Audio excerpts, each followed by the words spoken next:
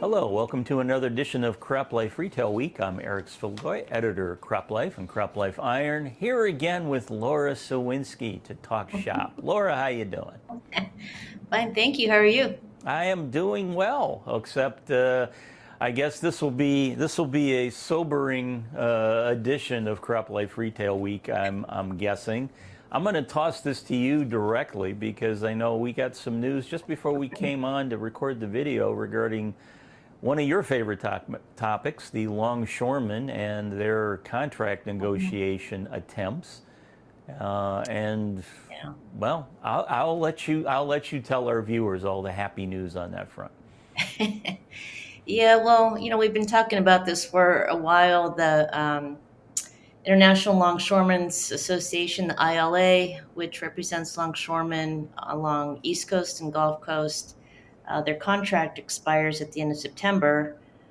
And, just to recap, while things months ago kind of seemed to start off on a happy note, people were hopeful that they could negotiate and not uh, surpass or pass the deadline. However, with a couple weeks left before the contract expires at the end of September, um, folks are kind of digging in their heels. Reports out this past week, so the ILA um, delegates have unanimously backed a potential coastwide strike on October 1st. And indeed, ILA President Harold Daggett emphasized the need for the union to prepare and hit the streets at 12:01 a.m.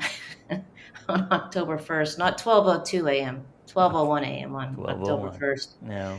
So, not looking real good. Obviously, the USMX, the United States Maritime Alliance, so those are the folks, waterfront employers.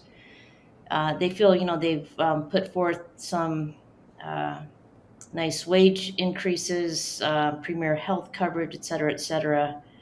But it's not looking good at this moment. So, we'll see. As I've said before, this is typically how it goes with whether it's ILWU on the West Coast or ILA. Oftentimes, it does get kind of heated, and then things, sometimes resolve, sometimes they do um, keep on talking once the deadline passes and things resolve. But um, gosh, I don't know. I don't know. I felt a little bit better months ago, but obviously, the closer you get to it, it seems a little hairy. So we'll keep you posted. We'll see what happens. I know that uh, over the summer, a lot of folks anticipating what might be where we're at right now. In other words, a standstill, have kind of gotten a jump on early imports and looking at other ports to bring stuff in. So at least folks have somewhat put some contingency planning in place. So if things do move into a strike situation, hopefully it won't be too terrible. But there's a lot of cargo, so we'll see. We'll keep you all posted. I was going to say, and I know we've talked, of course, about the rail strikes and Mhm. in the Right. U.S., here in the U.S. and up in Canada, and in those instances, because they were nationwide strikes and they would impact negatively the economies, Hmm. the governments of those respective countries both stepped in. And from what I read on this issue, it sounds like they're calling for a nationwide strike here as well. So I ask again, is there a possibility the government could basically say, okay, guys, you got to keep working while you negotiate? Could that happen? Yeah, I recall that you were talking about that recently.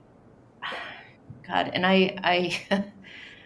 gosh, in the '80s when I was working for Sony Corporation in Long Beach, there was a similar scenario in that the ILWU in this case was striking. And if I recall, I do think the government was close to stepping in, or they maybe did somehow. But I mean, obviously the government prefers that the unions handle it and resolve these things. we'll just have to see it. I mean, they're cautious before they do that for good reasons. So we'll see. I can't recall. Like I said, it was a long time ago. If I recall correctly, it was in the 80s. But yeah, we'll see. All right. Well, again, like you say, viewers, stay tuned over the next couple of weeks. I'm sure we'll have more updates on this as they become available. So, Indeed. all What right. else you Well, got? what else we got? I Good have even news, more, bad even news? more good news, and Oh putting no. news in the air quotes, of course. You probably remember back in July when we had our Tech Hub Live 2024 event in Des Moines, Iowa. When we Uh-huh. ended the event, we had tacked on a post-event workshop looking at Right. drones. And Mm-hmm. I remember one of the speakers there was talking about, it was Drones 101, and he was talking a little bit about drone usage and, how you go about getting licensed and mechanical considerations, et cetera, et cetera. And one of the speakers there I remembered mentioned that there was an effort underway in some circles to see that certain drones that are made by Chinese manufacturers would not be allowed to be used in the marketplace going forward. Right. And again, at that point, he was just speculating. But lo and Mm-hmm. behold, here in early September, we found out that the House of Representatives has passed a resolution called the Countering CCP Drones Act, which, in a nutshell, will basically ban the sale of Chinese-made drones in the Mm-hmm. U.S. And DJI is one of the biggest drone manufacturers for agriculture and Right. other businesses as well. So that basically, if this now, like I say, this was passed by the House, it goes to the Senate now Mm-hmm. next. But then Mm-hmm. if the Senate passes a version of this bill, and then they reconcile it, and it goes to the president, and it's signed, then basically, the way I'm reading this, that companies like DJI will no longer be able to sell drones into the U.S. marketplace. So this could be really bad for the folks in agriculture that have been applying using DJI drones. So Yeah, I pulled off a similar news item from Reuters, and it did specify that if, like you mentioned, if it does pass through the Senate, the legislation would not prevent existing DJI drones from operating in the U.S. This would prohibit the company's projects that are coming in, so like new ones. But yeah, I mean, given the market share that DJI has, which is an overwhelming majority of the market, this would be a big deal. And the other thing that stood out for me, again, on this Reuters report is that Democrats and Republicans both, excuse me, seem to be behind this. And again, this is over concerns about national security risks. So we'll see what happens. I don't know when it's supposed to be going to the Senate, but yeah, kind of a important news item to say the least. yeah, at least from our perspective. And again, I know we've talked about the end of September. I know there's potential governmental shutdown, that the federal Mm-hmm. shutdown that they've been talking about. So I know the folks in D.C. have their hands full with other legislation. So you're not sure the Senate's going to get to this, um, anytime soon. But as you said, I mean, for folks that already have these drones in the market, they can continue to use them. But I mean, when it comes to maintenance issues or wanting to upgrade to the newest technology, you'd be at a standstill. You wouldn't be able to buy any of these drones that you've bought from suppliers in the past, and I'm sure that will have a negative impact on market share going forward if this Mm-hmm. stands. Mm-hmm. So, Yeah, just on a side note too, the way this Reuters news item was presented is that this was called China Week. yes. Um, so it wasn't just the drone issue that the House was looking at. They were looking at, if you recall, there was some calls to impose new restrictions on Chinese technology as it applies to TikTok, to EV batteries, um, certain, gosh, what else do we have here? There were like 3 or 4 things, again, all kind of related to technology from China that the House was looking to put some restrictions on. So, yeah, you're right. There's a lot that's going on, and all a number of high stakes stuff to be sure. Yeah, well, again, viewers, stay tuned. We'll have more for you as we find stuff out. So, Sure will. but hey, I wanted to share a little bit of something else with folks. And you may remember last week I had mentioned, of course, I had just attended the annual meeting for the Mid America CropLife Association that took place in Minnesota in the first week of September, just after Labor Day.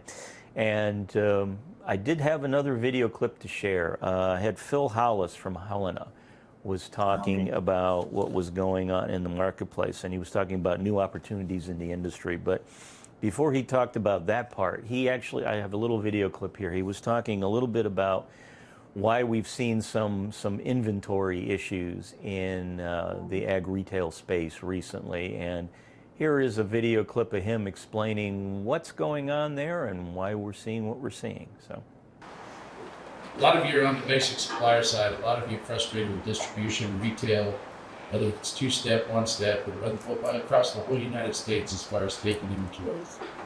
Reason retailers, distributors aren't taking inventory, or haven't been for the last year and a half, is they've been slow. We've got anywhere from 60 to 70 some of our guys make in the channel. There was enough at one point coming out of COVID that you could raise 2 crops and not take the gallon. I think some of we went there, but some of our competitors were there. But we're not in the speed in terms of how good. At the end of the day, that had to ease its way through. You're starting to see some of that. You're starting to see the channels start to get in more of a position that they can start to do more natural acts. I think the industry will try to resort to just-in-time inventory. To be honest with you, that won't work. So it's a balance that the retail distribution chain will have to find and all that. But make no bones about it. I mean, we talk about the graph that goes up and down. When I was running a branch early on in my career, cost of money was 9.6%. You know, we went to really go cost of money, 2-3% the last few years. Now we're starting to come back to more reality, where we're about almost 6, 7, 8%, whatever. Reality of it is that model's been done. It's just got to true up. We have to figure out where that's at, where the push points are, and exactly what we need to do and how we need to do it to work to grow through that. So that's what Phil Hollis from Helena had to say regarding the supply situation at a lot of retailers. And again, Laura, you know, we've talked about COVID many times over the last several years and its impact on the marketplace. And again, you know, the pandemic took place in 2020, and here we are 4 years later, and that I guess you'd say the COVID tail is incredibly long and is still having an impact on the marketplace. So Yeah, exactly. Trying to fine tune that just in time, just in case, just just because because. you got to have it all, right? Yes, we'll be doing the whole just issue, I'm sure, of crop life coming up. Stay tuned for that, maybe in the spring. So, Yep. all right. Well, just because it's the end of the program, there was my segue. It is time for your favorite part of our show. Time for Fun with Numbers. It's just fun with numbers. Oh, you got a doozy of a number today too for you. Oh, brother. So you're gonna have to write this one down. It's I always do. okay. 141,733. 141,733. Okay. All right. Yep. So is 141,733, Laura, is that A, the decline in the number of farms in the U.S. between 2017 and 2022? Is it B, the decline in the number of dairies in the U.S. between 2017 and 2022? Is it C, the decline in the number of ranches in the U.S. between 2017 and 2022? Or is it D, the approximate number of minutes that have passed since Lara Sowinski last got a fun with numbers question correct? Oh, come on. Wasn't it like 3 weeks ago? I think I guessed right. Yeah, no, I figured it out. That many minutes would mean it would be about 3 months since you got one right. It's not that far back, but I thought it was too Thank good a goodness. number and an answer to pass up. So Oh, man. I'm going with A, farms. you are correct, ma'am. Yes, farms. Yeah, not good by any stretch, but this came from the MACA meeting I was just talking about. Stanley Culpepper from the University of Georgia was talking a little bit about the Endangered Species Act and what it's going to mean for individual farmers and farmers like himself. And his last slide he put up was talking about the number of farm operations, family farms, that have been lost in the U.S. recently. And he quoted 141,733 farms lost between 2017 and 2022 when they did the last census. And he noted that 90% of U.S. production value comes from these family farms. So that's a resource that we really, it's kind of sad to see that we're losing it as quickly as we are, unfortunately. I know, and I did read that, and that's why, I kind of recalled, but it's a shockingly high number. Very much so. Yeah, and only 5 years. I mean, that's, that comes out to too high an average for me to figure per year, but it's too high. One is too high, so. Yeah, for sure. All right. Well, hey, everyone. We hope you enjoyed this edition of CropLife Retail Week. We're sorry we didn't have happier news to share, but there's always next week. So tune in again then. And until then, on behalf of myself and everyone at the CropLife Media Group, thanks for joining us, and we'll see you again soon. If you have questions or comments about today's episode of Retail Week, contact us by email or Twitter, or type your message in the comment section below. Your feedback is important to us. We will try our best to address your thoughts in next week's episode, and be sure to subscribe to our YouTube channel.